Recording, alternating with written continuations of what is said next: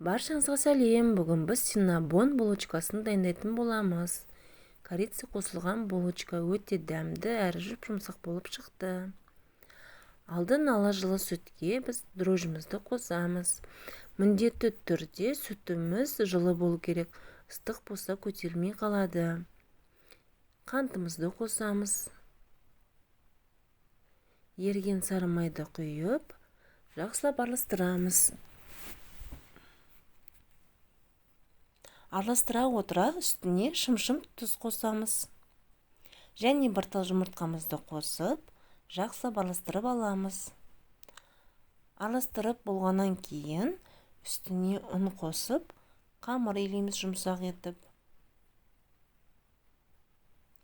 Қамырымызды жақсылап илейміз, жұмсақ қылып.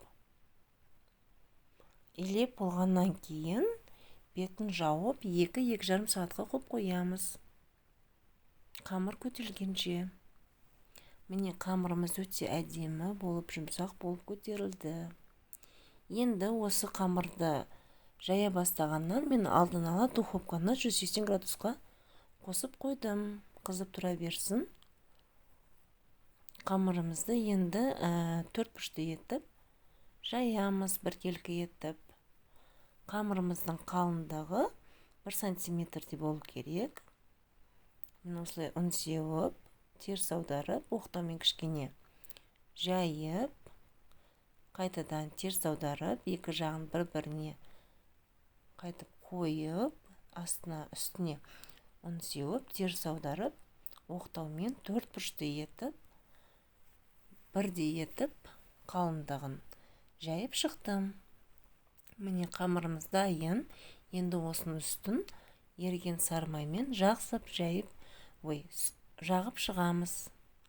Міне жағып шыққаннан кейін біркелкі бар жылғы жеріне алдын ала қантты өлшеп алдым. Үстіне корицаны қосып, жақсылап араластырып шығамыз. Араластырып болғаннан кейін осының бәрін барлық жеріне қамырдың сеуіп шығамыз. Міне енді осыны рулет етіп ораймыз асықпай. Әдемілеп орап шығамыз.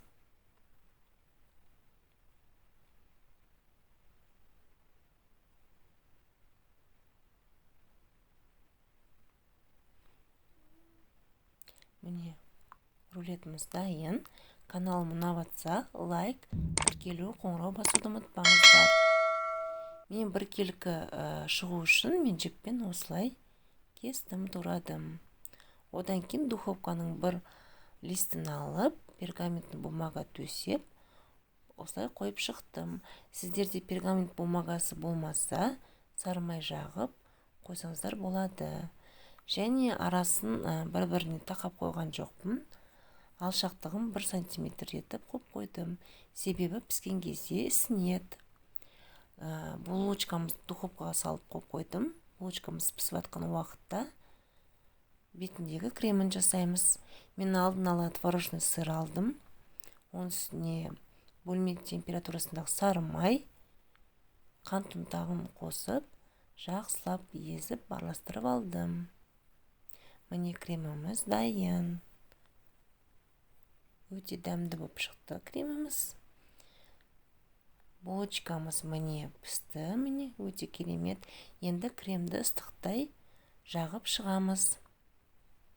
Барлық жеріне біркелкі етіп жағамыз.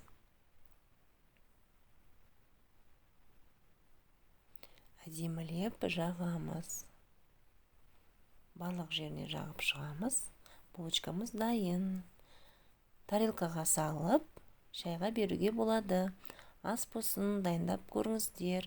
Өте керемет, дәмді болып шықты.